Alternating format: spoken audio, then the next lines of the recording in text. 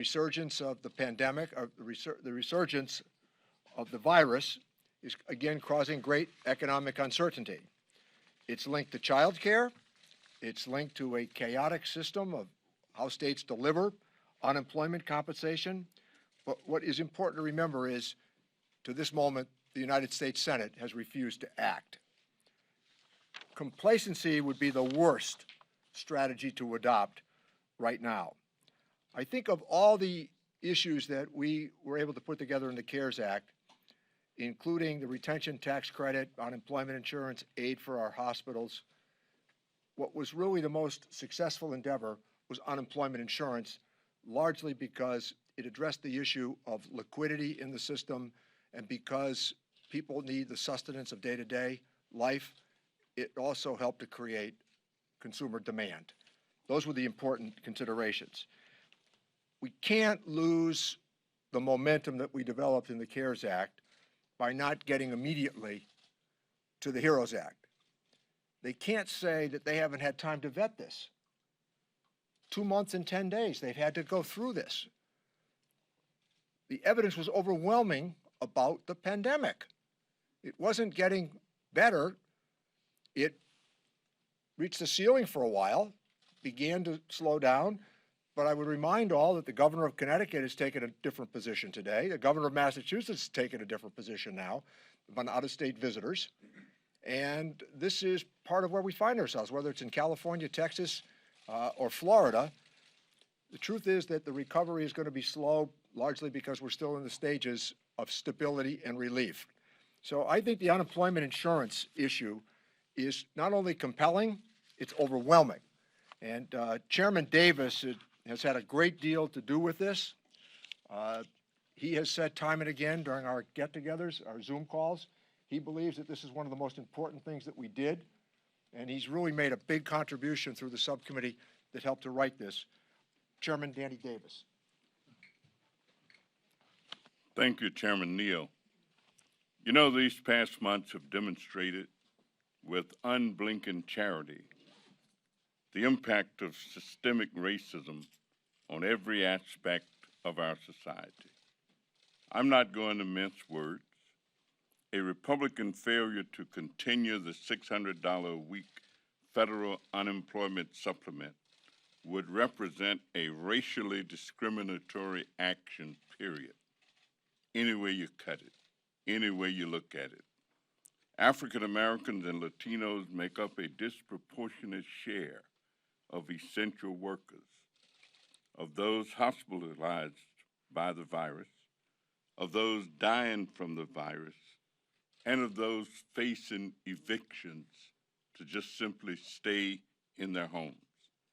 We cannot allow Republicans to take a colorblind position on who is harmed by cutting off the $600 supplement for unemployed workers. Unemployed individuals don't work because they can't work. They can't work because it's dangerous for them to work. They can't work because there is no work. And they can't work because there is no child care for them, no place to take their children. The House passed an extension of the $600 back in May, and the Senate Republicans and President have yet to act, while millions of Americans teeter on the edge, wondering what's going to happen to them next. Will they be able to make it through the next week, through the next month? I reject the idea that we could let the $600 supplement expire and just give workers some help after the fact. One thing I know is that retroactive benefits are not the same. You can't eat retroactivity. You can't afford medicine retroactively. Businesses can't survive retroactively. Now the Republicans have decided to push an approach that the administration's own Labor Department rejected as unworkable. So if the Republican plan can't work, then the stark reality is that the Republican plan remains cutting off the $600. What kind of leader punishes unemployed workers in the midst of a crisis? The harm to families and businesses is not theoretical. In the last recession, we let emergency unemployment benefits lapse, and the harm to individuals and retailers was immediate and substantial. In Illinois, if Republicans let the $600 expire, the average benefit will be cut by 63%. Hardworking Americans deserve relief. We must protect workers and families. We must do it now. There's no time to wait. There's no time left. Now is the time, and we must act immediately. Now I'd like to present Representative Kildee from Michigan. Thank you, Chairman Davis and to Speaker Pelosi, Chairman Neal, joined by Mr. Evans and Ms. Chu, both of the Ways and Means Committee. Appreciate all your efforts. We're here today with one message for the President and for the Senate Majority Leader, Mr. McConnell. Do your job. Millions of Americans are at risk of losing everything that they've worked for, and the only thing holding them together has been this unemployment benefit, and the only thing that prevents them from keeping it is the inaction of this President and of the United States Senate. COVID-19 is simultaneously an economic crisis and a health crisis. 140,000 Americans have lost their lives. 40 million American workers have lost their jobs. These simultaneous crises are far from over. Yesterday, for the 18th week in a row, over 1 million people filed for unemployment benefits. Our unemployment rate nationally is over 11%, worse than the Great Recession. And in my home state, it's one of the hardest hit states. 2 million Michiganders have lost their jobs. We have passed legislation. We're not just having a conversation, we're legislating. Someone once told me a long time ago, you can't fund a conversation. We passed a bill that protects these important benefits. And in addition to that, provides other critical support for testing, for frontline workers, for state and local governments, for schools, and extends that $600 a week benefit. For months, Republicans have failed to act. They know everything they need to know to make a decision on this question. But the HEROES Act sits on Mitch McConnell's desk gathering dust. Why isn't there any empathy from these Republicans? Millions of Americans are about to lose everything that they've worked for and not be able to put food on the table, not to be able to take care of their families. And the Senate Republicans are literally dining on alligator sausage and crab bisque while Americans are trying to figure out how they're going to put food on their own tables. Because of their inaction, we now find ourselves staring down tomorrow's deadline, where Americans will stop getting that essential lifeline. This pandemic is not over. This is no time to tell the American people you're on your own.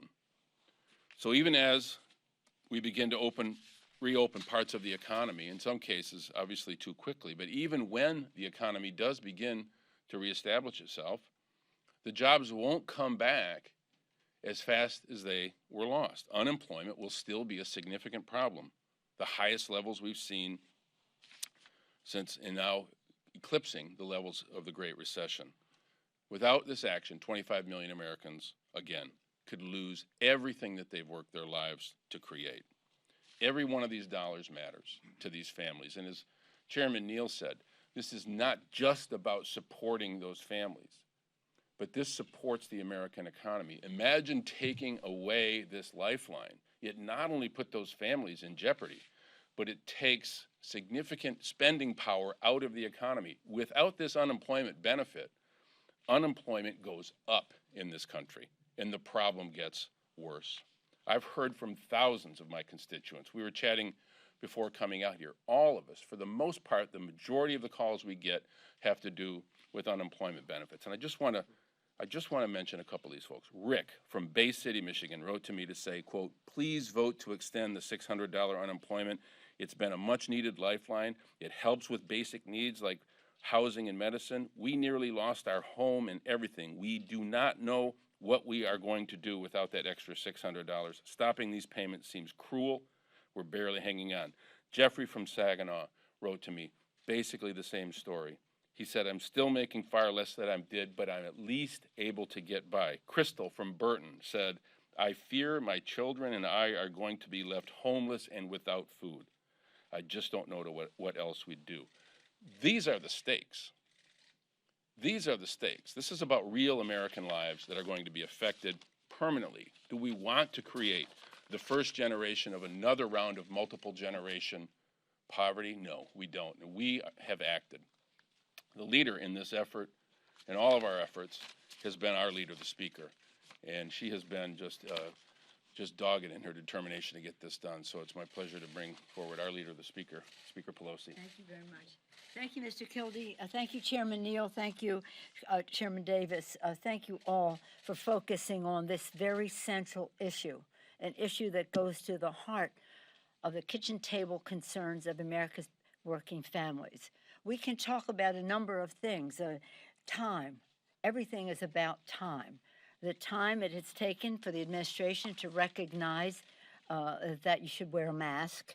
The time it took, 98 days, just under about 100 days to reach 1 million people infected in the United States. Half that time to reach 2 million, 43 days. 27 days to reach 3 million people, 16 days to reach 4 million. Terrible. Terrible. And Congresswoman Chu, as I say, Mr. Chairman Davis, thank you, Congressman Evans, Mr. Kildee, and Mr. Chairman Neal for bringing us here. We keep saying you want to open the schools, you want to open the economy, defeat this virus, and yet, delay, distortion, denial has taken us to a place where we have 4 million people. And there are many other concerns that we have of state and local government having to fire people. And the list is a long one of concerns that we're trying to address that Mr. Davis rightly calls really injustices in how they disproportionately impact communities of color and the rest. But right now, we are focusing on this one subject, the extension of the unemployment insurance benefit. This is central to the well-being of America's family. What do the Republicans and the White House have against working families in our country that they would begrudge them $600 of, absolutely necessary sustenance? There are other things in here too. It's about paying the rent, and it's about buying food. So with this package, we have people on the verge of eviction. We have millions of children starving, food insecure in America. We need the food stamps and the rest, and they resent that. We had legislation in the HEROES Act and independently to help with rent so that people are not evicted. And we have this money in the unemployment benefit. So I thank the members of the Ways and Means Committee for always recognizing the connection between our policy and the health and livelihood, the lives and livelihood of America's working families. As Mr. Kildee said, we hear calls all the time, people crying on the phone, crying on TV, crying, they're in pain. It's about their dignity and how they meet the needs of their children. And why?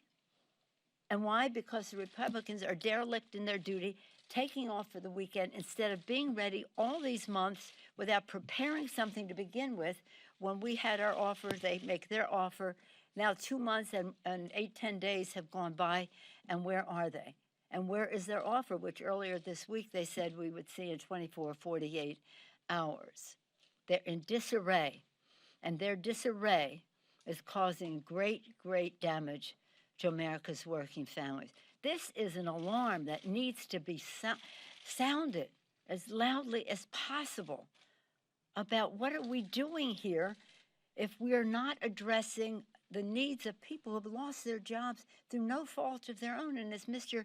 Davis said, They tell them to go to work. Go to work. You're an essential worker. You must go to work. And when you go to work and there are no protections, you have no recourse.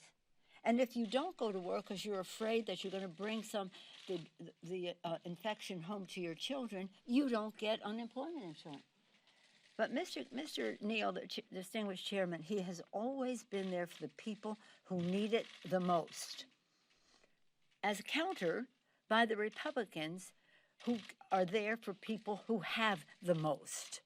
So when they talk about $600, I want to review the fact that they put $2 trillion onto the national debt to give a tax break to the wealthy, 83% of the benefits to the top 1%. I'll close prayerfully, quoting St. Augustine. Some of you have heard me say this almost every day. St. Augustine, 1,700 years ago, he said, any government that is not formed to promote justice is just a bunch of thieves. Let's use our time to remove all doubt that we're going to do the right thing by the American people so they can meet the needs of their families. Everybody wants to talk about being family friendly. Let's not squawk about $600. With that, I yield back to the distinguished chair of the committee, or whoever's leading the way here. Questions? Questions? Please.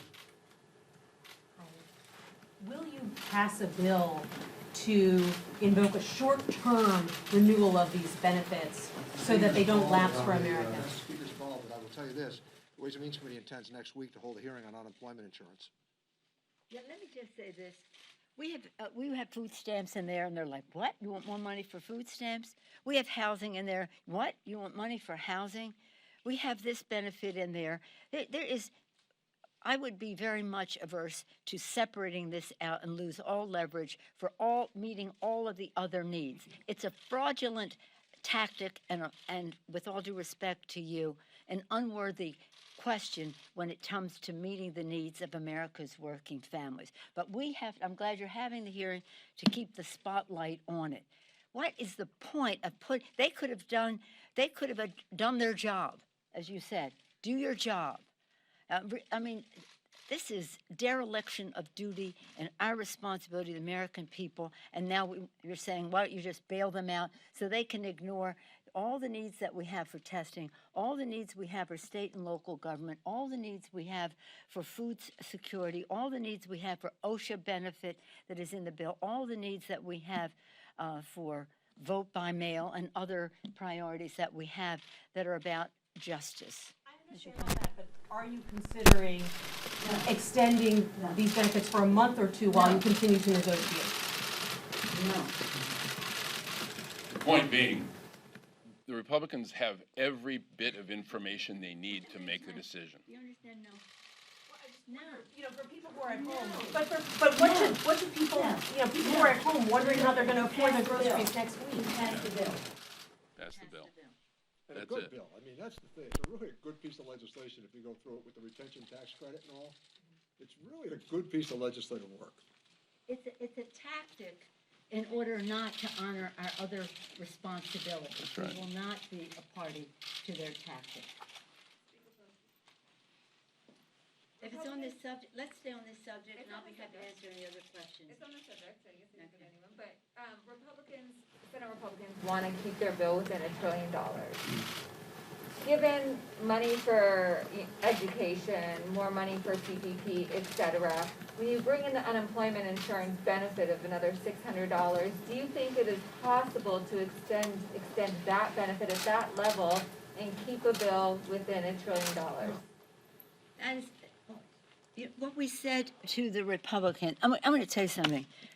This is deadly serious. A house is burning down in terms of the economic security of America's families, and these people are fiddling wherever they may be this weekend. So when you talk about, well, they want to do $1 trillion, so how can we do $600 for those in the most need when they got other things they want to do? That's why Chuck and I, the distinguished leader, and I said to them, put your bill on paper. Put your bill on paper, and then we'll see what you have included and what you have left out. And then the American people will see what you have included and what you have left out. But I'm telling you, you can't have any more patience. You know, it's a wonderful thing I read. It's amazing how much patience people can have with other people suffering. Well, we don't have that patience on our side of the aisle. And so for them to say $1 trillion, when they spent $2 trillion to give a tax cut to the richest people in America, 83% of the benefits, to the top 1%. Which is borrowed. They borrowed the Yeah, they borrowed it. They heaped it on the backs of our children for future generations. So let us see what their $1 trillion gets them. And what are they excluding? They have nothing for state and local, where people are working, healthcare professionals, food suppliers, transit workers, teachers, sanitation workers, people who make our system run. Over 1.5 million of them have been fired already because of the needs of coronavirus, the expenses of coronavirus, and the revenue lost because of coronavirus. Take that out, let those people go. Okay, so now they don't have jobs. They probably have to go on unemployment, right? So what money have they saved? And then we have testing. They shut down their cafeteria the minute somebody got infected in the White House complex. They shut it down. They're testing and tracing. Why can't they put that money there for the states in a substantial way with a strategic plan to do that? So what money do they have there for that? Then we have the money for rental assistance and mortgage forbearance and food stamps, as I keep saying. The one thing I just can't understand is how they could even show their faces by saying, food stamps, you want more money for food stamps? Why would we do that? Well, because people are hungry in America. Doesn't that motivate you? So $1 trillion, our bill, 3.4, mean and lean. It's everything we need. It's nothing extra. So let's see where their $1 trillion takes them, and not have them use that as a reason why they can't give America's working families $600. Don't get me started on that $600. You know, I think it's important. It's important to note, though, even if somehow the Republicans can't conjure some empathy for these families, which is hard to comprehend, they ought to at least be able to comprehend the fact that to the extent that this economy has been barely held together, it's because these families have had this unemployment benefit and the spending power to go down to the corner grocery store and to pay their rent and to take care of their families. That money goes directly into the U.S. economy. So even if they can't figure out a way to have sympathy and empathy for the families that would be hurt and harmed so much by this, they ought to at least enroll in an entry-level economics class and understand if you take that money out of the economy, this whole house of cards is going to collapse. And that's why they need to act now. Thank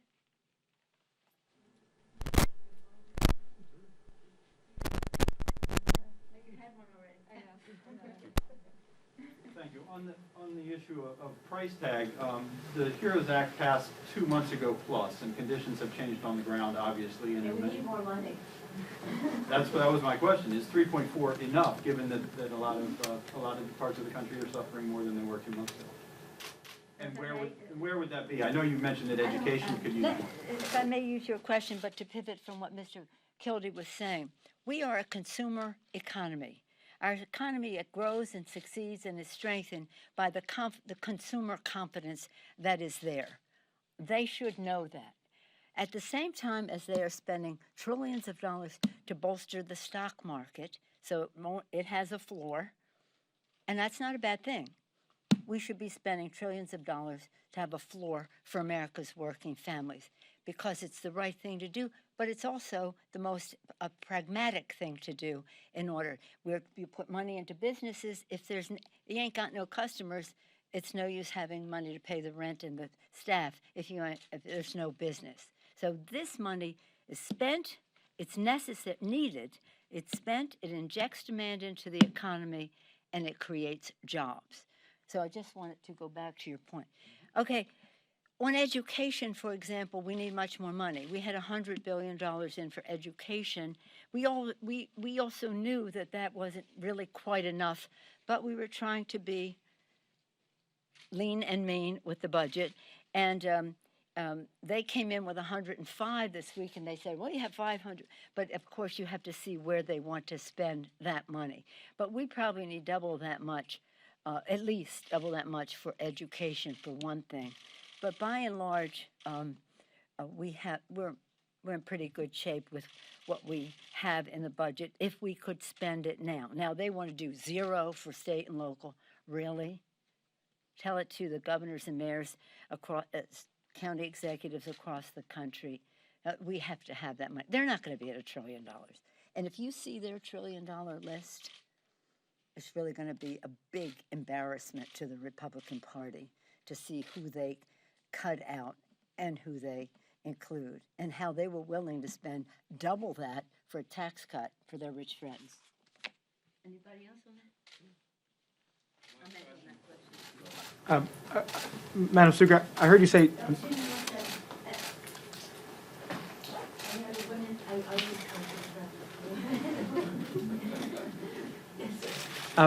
directed to you, but anybody can answer, and I'm following up on Nancy's question. I heard you say no multiple times, Yes. but isn't this issue on a different level in the sense that it is immediate, it is going to expire, and that some of the other things, while also important, funding for elections and funding for education, isn't going to have the effect that Mr. Kildee has described his constituents are worried about? Well, if you were going to be evicted at the end of this month, you might not think the same way. If you were crying because you couldn't put food on the table for your children, you might be thinking a different way. That's why we have to have these, actually, a safety net for the capitalist system. Everybody says it's safety net. It's a capitalist system safety net, so that they can wheel and deal and freeway. And then in the cycle of things, when people need help, there's a safety net for the capitalist system. So if we were going to have a capitalist system, which I fully support and want to strengthen, we strengthen it by removing all doubt that when things go one way or another, people are not going to have to explain to their children why they don't have food on the table. So this is very important. So you want to see how many people will be on the street being evicted because they cannot pay the rent, and then they can't pay the rent exponentially because they're not getting the $600. I'm just going to lighten up the mood here. I'm going to tell you this. Carl Reiner, great, you're all too young to know, but he was a great comedian, and his son, Rob Reiner, Meathead, maybe you're too young for that as well. Anyway, he died, a great comedian in his 90s, 98 years old. So I called his son, Rob, who is a comedian too. I called Rob, darling, this is Nancy Pelosi. I'm calling to wish you and Michelle my condolences. I'm so sad. Your father was so funny and so wonderful. I had the occasion to hear him. And this man says, I think you have the wrong number. I said, really? I'm so sorry. I thought this was Rob Reiner's. He said, well, I know who Carl Reiner is and I know Rob Reiner is, but I think you have the wrong number. I said, well, I'm so sorry. Whether I talk to my staff about this. And he says, but I'm so glad you called me. I have one question for you. I said, well, what is that? He said, am I going to get my $600?